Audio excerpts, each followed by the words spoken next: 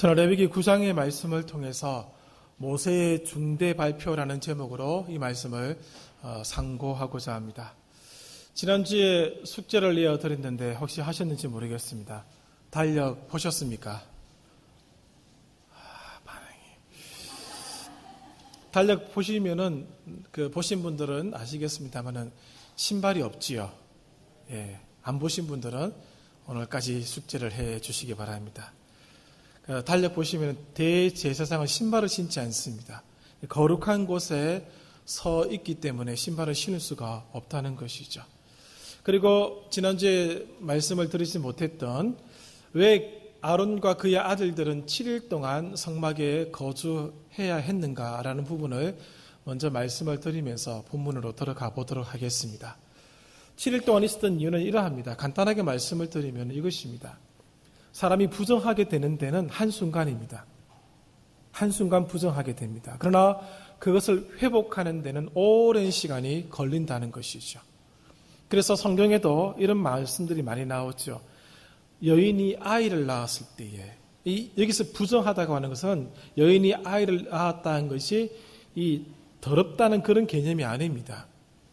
그런 개념이 아니고 그 나중에 12장 가서 말씀을 또 드리도록 하겠습니다. 아이를 낳았을 때에 어느 기간 동안에는 하나님 앞에 나갈 수가 없습니다. 정결케 하는 과정을 보내야 됩니다. 그리고 악성 피부병이 걸렸을 때 7일 동안 그 기간을 보내야 됩니다. 그리고 신체 유출이 있을 때에 그렇게 또한 해야 되는 것이죠. 아론과 그의 아들들이 7일 동안 거기 있었던 것은 그들이 정결케 되는 과정을 보내야 했기 때문에 그렇습니다. 7일 내내 매일 하나님 앞에 제사를 드리면서 그 정결케 하는 과정을 보내게 되었습니다. 그 과정을 통해서 그들은 제사장의 신분으로 이제 바뀌게 되는 것이죠. 평범했던 그들의 삶이 제사장의 삶으로 바뀌는 장면이 그 7일 동안 일어나게 되었던 것입니다. 또한 7일 동안 구별된 삶의 시간을 보내게 하신 것은 이제부터 제사장으로서의 구분된 삶, 온전한 삶을 살아야 함을 하나님께서 엄숙하게 보여주시는 것입니다. 그러므로 7일의 시간을 보내게 된 것이죠. 우리들도 잘못은 한순간에 범하게 됩니다. 딱 하루면 족합니다. 한순간이면 족하죠. 그러나 그것을 회복하여 다시 정결케 되기까지는 수많은 시간을 보내야 한다는 사실을 잘 알고 있죠. 다윗이 하나님 앞에 범죄한 것은 딱 하루입니다. 한 날이었죠. 그러나 그의 후반부 나머지 일생을 통해서 그것을 속죄함 받고 그것을 회복하는 시간으로 보냈다는 사실을 기억하시기 바랍니다. 그래서 7일의 정결함의 시간이 필요했다는 것이죠. 오늘 본문 레위기 9장은 세 부분으로 정리되고 있습니다. 1절부터 7절까지는 제사상에 관한 지침이 주어집니다. 아론이 첫 번 제사를 드려야 합니다. 그 첫 번 제사를 드리기 전 지침이 주어지고 8절부터 21절까지는 그 첫 번째 제사가 드려지는 장면이며 22절부터 24절까지는 그 결과가 나타나는 부분으로 구성되고 있습니다. 우리가 7절까지 제가 봉독해 드렸습니다만 24절까지 함께 겸하여 이 말씀을 생각해 보도록 하겠습니다. 레위기 9장의 핵심은 이것입니다. 모세가 중대한 발표를 하고자 합니다. 그 중대 발표가 오늘 본문 속에 나타나 있다는 것이죠. 두 번에 걸쳐서 나타나고 한 번은 그 결과를 보여주는 구절로 구성되고 있습니다. 본문 4절 하반절을 보시기를 바랍니다.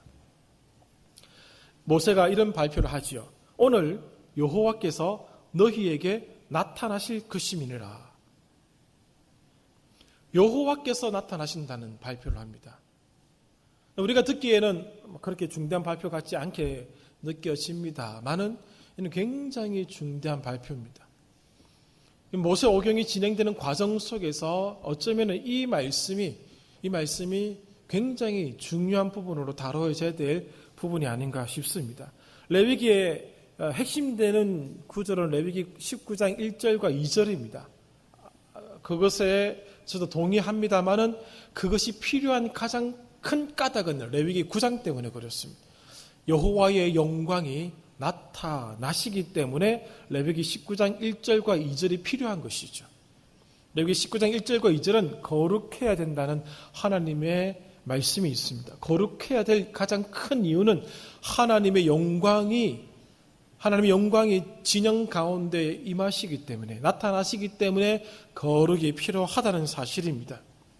여호와의 영광이 또 한 번 더 강조되고 있는데 6절 하반절을 보십시오.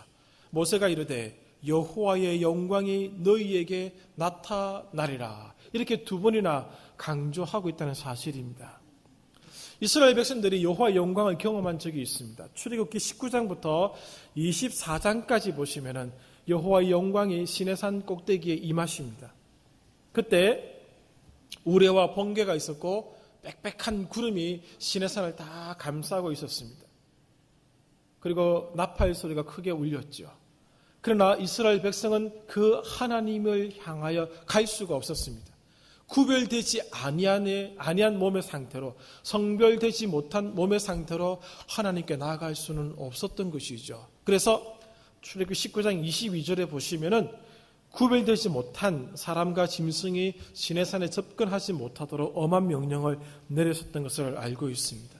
당시 모든 이스라엘 족속들은 하나님의 이 엄한 명령에 두려워 떨었던 것을 우리는 출애굽기를 통해서 이미 살펴보았습니다.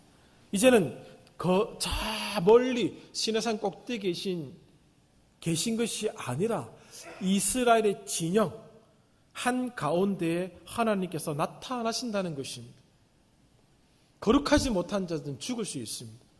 두려움과 떨림으로 하나님의 영광을 맞이해야 될 상황에 그들은 들어가게 되는 것이죠. 얼마나 두렵겠습니까? 하나님이 만약에 우리 이 예배당의 자리에 오신다면 속한 사람은 견뎌낼 수가 없습니다. 죄가 있는 모습으로, 죄악된 모습으로 하나님을 맞이할 수가 없습니다. 하나님의 그 거룩하심이 그 죄악된 모습을 그냥 두시지 않는다는 것이죠. 하나님의 영광이 아무런 곳에나 임하는 것이 아닙니다. 하나님의 영광이라는 이 표현은 레위기 안에서는 이 9장에서만 나옵니다. 다른 성경은 여호와의 영광이라는 표현이 나옵니다만은 레위기 안에서는 이 9장에서만 표현이 되고 있는 말입니다. 이 영광이라는 단어는 무거움이라는 단어에서 파생되어 나온 단어입니다. 여호와의 영광은 여호와의 무게를 의미한다. 그렇게 말씀을 드릴 수가 있습니다. 그러므로 가치 있고 소중한 것을 의미할 때 이 영광이라는 단어를 사용을 하고 있습니다. 그분을 가볍게 생각하거나 쉽게 무시하거나 평범하게 대해서는 안 된다는 것입니다. 여호와 하나님을 가볍게 생각하거나 쉽게 무시하거나 평범하게 대해서는 안 됩니다. 우리들은 한 번도 그런 적이 없다고 생각하시겠죠. 잘 생각해 보셔야 됩니다. 하나님을 가볍게 여기서는 안 됩니다. 우리가 그렇게 여길 만한 분이 아니십니다. 우리는 감히 그분 앞에서 머리를 들 수도 없습니다. 세례 요한이 예수님의 신발끈을 감당할 수 없다라고 고백했던 그 고백을 그냥 지나치지 마시기를 바랍니다. 하나님의 영광은 우리가 능히 감당할 수 있는 그런 것이 아닙니다. 그 어떤 인간도 속죄함 없이 지성소로 들어갈 수 없었습니다. 하나님의 영광은 가벼운 것이 결코 아닙니다. 그래서 하나님의 영광은 이꼴 하나님의 무게라는 의미를 준다고 하는 것이죠. 그러므로 이스라엘 백성들은 하나님의 영광 앞에 조심스럽게 다가서야 했었습니다. 그리고 그 하나님의 영광이 임할 때 그의 말씀에 귀를 들어야 했고 순종하는 마음과 성실한 복종으로 응답해야 했다는 것이죠. 23절과 24절을 보시기를 바랍니다. 23절 하반절 여호와의 영광이 온 백성에게 나타나매 그 다음 불이 여호와 앞에서 나와 제단 위에 번제물과 기름을 사른지라. 이것은 아론이 드렸던 제사를 받으셨다는 뜻입니다. 그리고 온 백성이 이를 보고 소리 지르며 엎드려졌더라.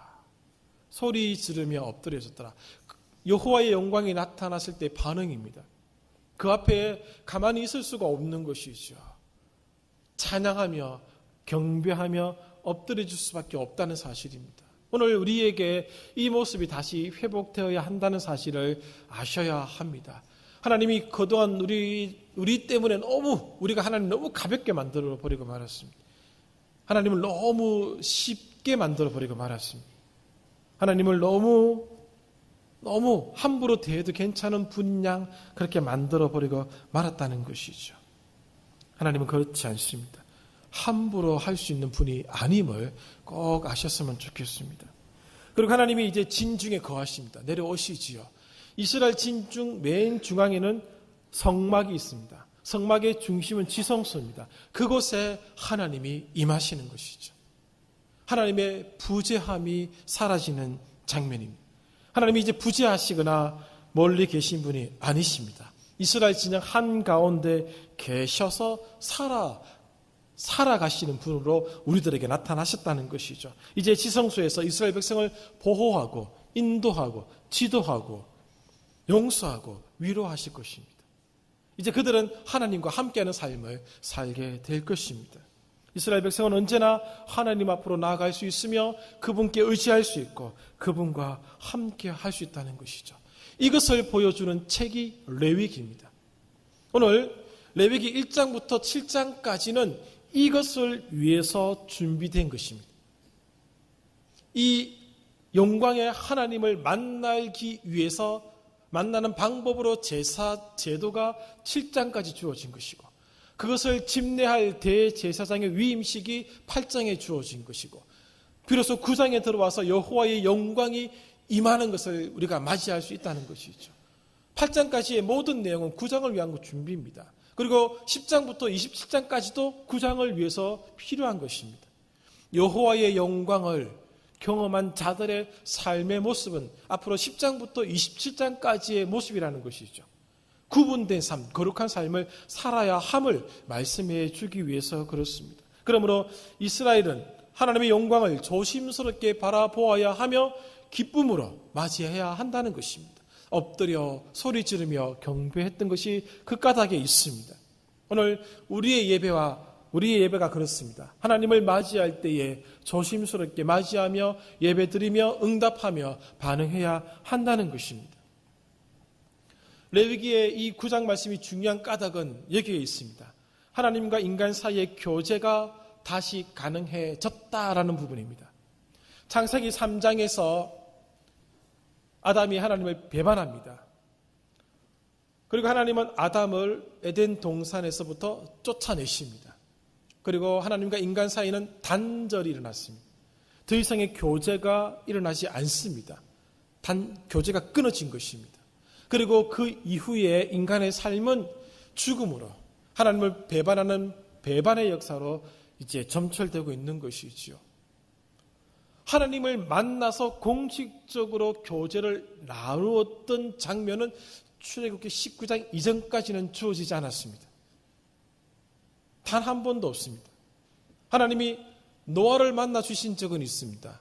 아브라함을 만나 주신 적은 있습니다. 이삭을 만나 주신 적은 있습니다. 그러나 공적 자리에서 공적으로 하나님의 백성을 만나 주신 적은 여기가 처음입니다.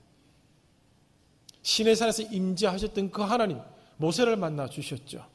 그러나 이제 레위기 9장을 통해서 단절되었던 하나님과 인간의 교제가 다시 살아났다는 점입니다. 여기에 하나님의 위대한 은혜가 있는 것입니다. 더 이상 인간은 하나님을 만날 수 없는 줄 알았습니다. 더 이상 인간의 삶에는 하나님의 부재함이 있는 줄 알았습니다. 그러나 이제 하나님이 오늘 우리 인간을 만나 주시기 위한 장소를 마련케 하셨고 드디어 레위기 1장부터 8장을 통해서 그 성막 안에서 하나님이 우리를 만나 주실 수 있는 제사 제도와 제사장들을 준비해 주셨다는 것이죠. 이제부터 하나님은 우리와 교제하십니다. 이제부터 우리는 하나님의 부재를 느끼지 않아도 된다는 것이죠. 예루살렘 성전이 바벨로니아에 의해서 멸망되고 없어진 뒤에 이스라엘 백성들은 하나님의 부재함 속에서 슬퍼하며 기도를 하셨습니다. 하나님의 부재함이 주는 그 비참함이 얼마나 큰지 모릅니다. 그런데 이제 하나님이 출애굽기 35장부터 40장까지 걸쳐서 나와 있던 성막의 건설과 더불어 레위기 1장부터 8장까지 걸쳐서 나타나는 이 말씀을 통해서 레위기 9장 여호와의 영광이 너희에게 나타나리라 우리와 교제하리라 그렇게 말씀을 하고 계신다는 것입니다. 에덴 동산에서와 같이 하나님과 교제하는 것은 아니지만은 이제 우리가 하나님과 교제할 수 있는 자리에 들어갔다라고 하는 것이죠. 인간이 경험할 수 있는 가장 큰 복이 무엇이겠습니까? 인간이 경험할 수 있는 가장 큰 복이 무엇이겠습니까? 하나님과 함께하는 겁니다. 하나님을 만날 수 있다는 것이죠. 그 은혜가 지금 주어지고 있다는 것이죠. 창세기 3장 이후로 수천 년의 시간이 흘렀습니다. 하나님의 부재함 속에서 모든 인간은 살아갔습니다. 이제 여기 와서 하나님의 영광이 나타나고 그 하나님과 교제하며 함께할 수 있는 자리가, 함께할 수 있는 여건이 주어졌다는 것이죠.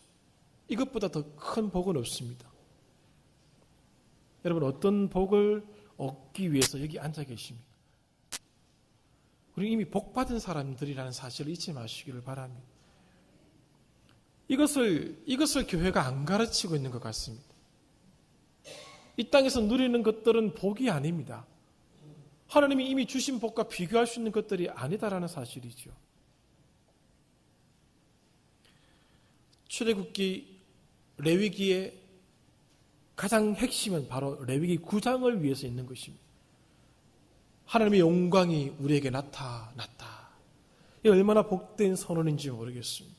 모세가 이 중대한 발표를 이스라엘 백성들 앞에 하고 있습니다. 하나님께서 성막 가운데 계시지 않으신다면 아론이 드리는 제사는 무의미합니다. 그러므로 레위기 9장이 보여주는 가장 중요한 것은 예배의 목적이 무엇이냐, 제사의 목적이 무엇이냐를 보여주고 있는 것입니다. 모든 제사와 규례와 의식과 예배의 목적은 하나님의 영광을 나타내는 것입니다. 그래서 아론이 화려한 옷을 입었던 이유가 거기에 있습니다. 그들이 제사의 제도와 법칙에 따라서 그 제사를 집례했던 이유도 거기에 있습니다. 짐승을 바치는 그 자체, 아론이 입었던 그 옷, 그것은 목적이 아닙니다. 수단입니다. 하나님에 대한 예배를 위한 수단일 뿐입니다. 오늘 우리가 하는 모든 것, 오늘날 우리가 드리는 예배의 순서, 처음부터 끝까지 다 모든 것은 예배의 목적이 아닙니다. 예배를 위한 수단입니다. 하나님의 임재를 경험하기 위한 수단이 된다는 것이죠. 레위기 9장은 하나님의 영광을 보여주기 전에 준비 과정을 보여줍니다. 말씀드린 대로 7절까지는 모세가 어떻게 준비해야 될 것인지를 보여주고 8절부터 21절까지는 실질적인 과정을 보여주고 있다는 것입니다. 그 준비 과정은 아무렇게나 할 수 있는 것이 아니었습니다. 왜냐하면 여호와의 영광이 임하는 자리인데 아무렇게나 준비하겠습니까? 한낱 대통령이라는 사람이 어디에 갈 때도 몇 달을 준비합니다. 그 한 사람을 위해서 다 준비하는 거예요. 초 단위로 준비합니다. 여호와의 영광이 임하는 자리에 준비가 없을 수가 없는 것이죠. 아론도 준비되어야 하고 백성들도 준비되어야 한다는 것입니다. 2절을 보십시오. 아론에게 이르되 속죄제를 위하여 흠없는 송아지를 가져오고 번제를 위하여 흠없는 순양을 여호와 앞에 가져다 드려라. 아론이 해야 될 준비입니다. 아론은 속죄제를 위해서 송아지를 준비합니다. 3절을 보십시오. 이스라엘 자손이 준비해야 될 내용이 나옵니다. 이스라엘 자손에게 말하여 이르기를 너희는 속죄제를 위하여 순염소를 가지고 오라. 아론은 송아지고 백성은 순염소입니다. 제물이 다릅니다. 이것은 아론이 출애굽기 32장에 범했던 그 죄악, 금송아지를 만들므로 하나님 앞에 범했던 그 죄를 속함받는 그런 형식을 취하는 것이 아닌가라고 보고 있는 것이죠. 아론도 준비해야 되고 이스라엘 백성들도 준비를 했던 것입니다. 8절부터 보십시오. 아론이 제단에 나아가 자기를 위한 속죄제 송아지를 잡으매 속죄제 송아지를 잡습니다. 12절에 아론이 또 번제물을 잡으매 15절에 그가 또 백성의 예물을 드리되 곧 백성을 위한 속죄제 염소를 가져다가 잡아 18절에 또 백성을 위하여는 화목 제물의 수수와 순양을 잡으매 이렇게 나오고 있습니다. 준비를 하고 있다는 것이죠. 이 8절부터 21절까지는 또한 제사의 순서를 보여주고 있는 내용이기도 합니다. 제사 순서는 아무렇게나 하는 것이 아닙니다. 아주 조심스럽게 준비된 것입니다. 가장 먼저 필요한 것이 죄의 고백입니다. 아론도 그렇고 이스라엘 백성들도 그렇고 속죄제 제사를 드린 이유가 거기 있습니다. 죄의 씻음이 가장 먼저 필요한 것이죠. 죄의 고백입니다. 우리가 하나님 앞에 나올 때에 아무렇게나 나올 수가 없습니다. 들렁들렁 나와서 툭 앉아 있는다고 예배 드리는 것 아닙니다. 가장 중요한 죄의 고백이 필요한 것이죠. 그래서 어느 교회 가보면은 예배 순서에 죄의 고백의 시간이 있습니다. 다 같이 죄를 고백하는 시간을 순서에 넣어서 그 고백의 시간을 가지고 있습니다. 그렇게 함으로 성결케 되는 것입니다. 성결케 된 몸으로 하나님 앞에 비로소 선물을 드리는 것입니다. 우리 예물을 드리는 시간을 가지지 않습니다. 속죄 안 받고 깨끗하게 되고 하나님께 소제와 화목제물로 예물을 드리는 것입니다. 그 결과로 친교, 교제를 누리게 되어 있는 것입니다. 속죄 제사를 통하지 않고서는 죄인이 거룩하신 하나님을 만날 수 있는 길은 없습니다. 백성들은 4가지 제물을 드렸습니다. 번제, 소제, 속죄제, 화목제물을 드렸습니다. 속건제는 빠져 있습니다. 속건제는 이 첫 번째 제사의 성격과 맞지 않아서 빠져 있는 것이죠. 그런데 드렸던 오늘 이 제물들을 한번 보시기를 바랍니다. 속죄 제물을 위해서는 염소, 번제물을 위해서는 송아지와 어린 양, 소제 제물과 화목제를 위해서는 숫소와 순양이 드려졌습니다. 민수기 28장과 29장을 나중에 집에 가서 한번 찾아보시기를 바랍니다. 민수기 28장과 29장 안에는 절기 때 여호와 하나님께 드리는 제물의 양이 나타나 있습니다. 열왕기상 8장 62절 이하에 솔로몬이 솔로몬 성전을 봉헌할 때 드려졌던 제물이 나옵니다. 성막이 준비되고 제사 제도가 준비되고 대제사장과 제사장들이 준비된 상황에서 가장 중요하다라고 하는 첫 번째 제사가 드려지는 이 상황에서 이 제물의 양이 극히 빈약함을 보게 됩니다. 말씀드린 데 민수기에 나타난 그 제물의 양에 비하면 한 10분의 1도 되지 않습니다. 솔로몬이 드렸던 그 제물의 양에 비하면 한 1000분의 1이나 될까요? 오늘 이 첫 번째 제사에 드려지는 이 제물의 양을 볼 때에 오늘 우리가 이것을 깨달을 수 있습니다. 하나님께 나아갈 때 제물의 양이 중요하지 않다라는 사실입니다. 하나님이 원하시는 것은 예배하기 위한 준비를 원하신다는 것이죠. 속죄함 받고 깨끗하여서 주께서 원하시는 방법대로 나아오기를 원하신다는 것입니다. 오늘 우리가 이런 준비를 가지고 여기 나와 있는지를 보아야 한다는 것이죠. 그렇게 드려진 제사가 비로소 9장 23절, 24절에 의해서 받아들여졌음을 우리는 이미 보았습니다. 불이 여호와의 앞에서 나와서 제단 위에 번제물과 기름을 살았습니다. 여호와의 불이 나와 다 태워갔습니다. 여호와께서 이 제물을 받으셨다는 것이죠. 거기에 대한 응답이 백성들에게서 나타납니다. 소리 지르며 엎드렸더라. 소리 지르며 엎드렸더라. 화답한 것이죠. 하나님께 경배한 것입니다. 여호와의 영광이 임하는 예배, 오늘 우리가 드려질 예배의 모습이 되어야 할 것입니다. 하나님께서는 정말 백성들 가운데 오셨습니다. 그들을 만나 주셨습니다. 그들은 만났고 하나님을 접촉할 수가 있었습니다. 그러므로 진정한 예배자는 그 하나님의 임재 앞에 경외함에 사로잡혀서 응답하는 것입니다. 순종으로 응답하는 것입니다. 이제 성막은 저 시내산 꼭대기에 있는 그런 곳이 아니고 오늘 이스라엘 민족 진영 가운데 휴대할 수 있는 시내산으로 변화된 것입니다. 휴대할 수 있는 시내산이 되은 것입니다. 그러나 이 사건 이후에 하나님은 백성들에게 거의 나타나지 않습니다. 구름 기둥과 불 기둥으로 하나님의 임재를 보여주셨을 뿐이지 여호와의 영광이 직접적으로 나타난 경우는 드뭅니다. 왜냐하면 이제 하나님은 그 성막에 계시기 때문에 그렇습니다. 항상 계십니다. 백성들은 그것을 알고 있습니다. 말씀드린 대로 성전이 회파되었을 때, 다 무너졌을 때 그들은 하나님의 그 부지함 때문에 두려워하며 떨었었습니다. 성막이 있는 한, 성전이 있는 한 하나님은 그들 가운데 계셨던 것이죠. 그것을 기억하며 이스라엘 백성들은 살아갈 수가 있었던 것입니다. 오늘 우리는 레위기 9장을 통해서 배워야 할 것이 있습니다. 그것은 딱 한 가지입니다.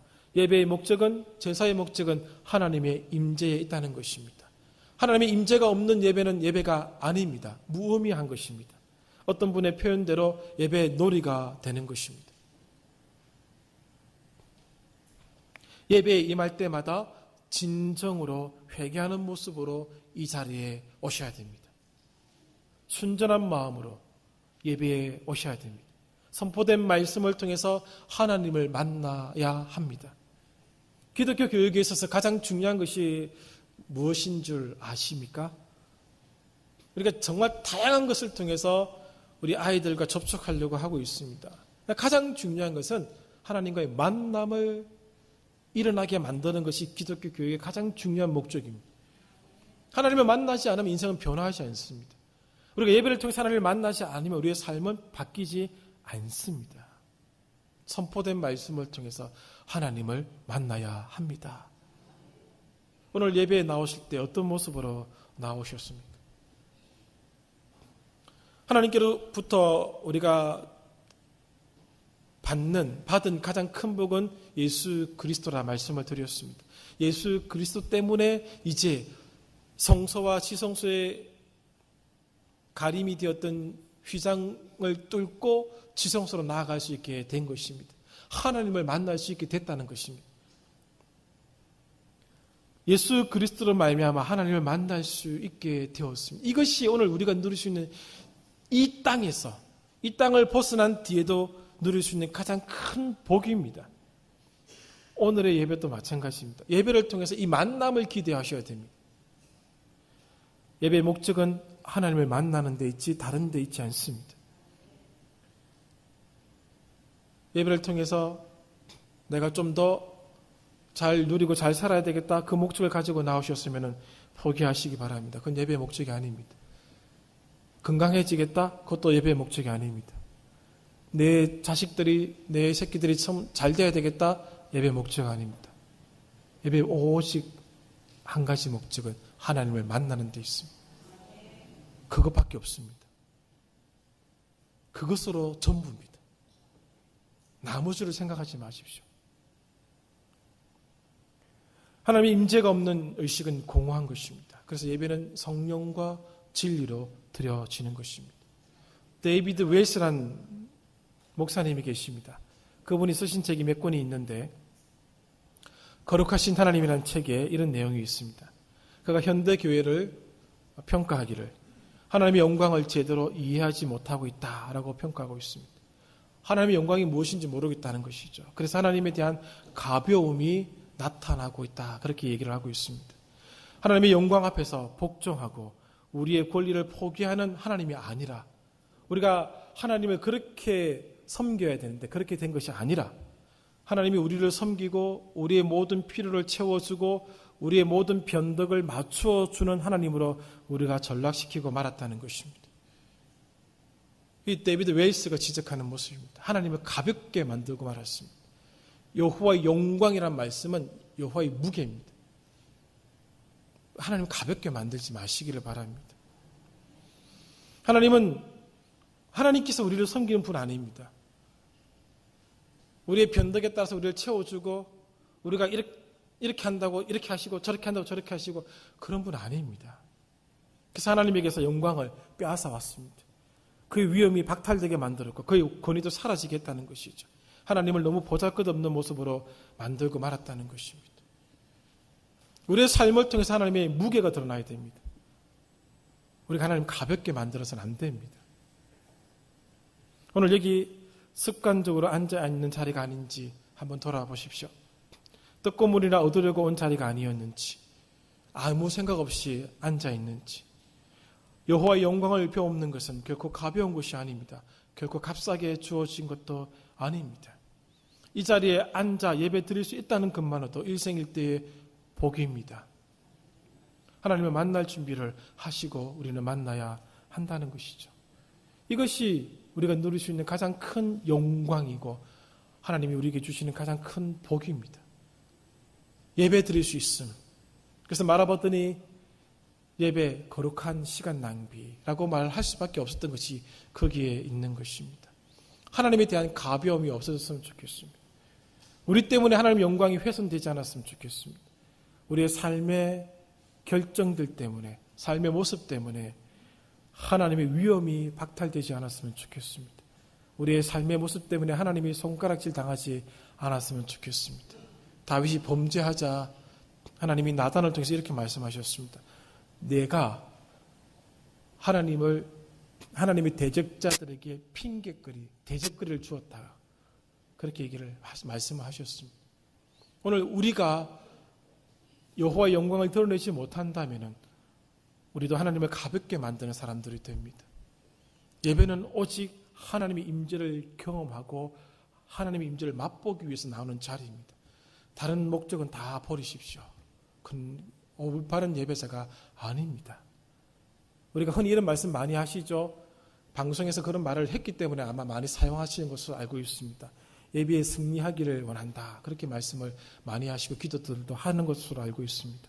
예배에 승리하는 것은 하나님을 만나는 그 자리에 우리가 오는 것입니다. 나머지는 아무것도 없습니다. 나머지는 버리십시오. 그래야 비로소 주어지게 되어 있습니다.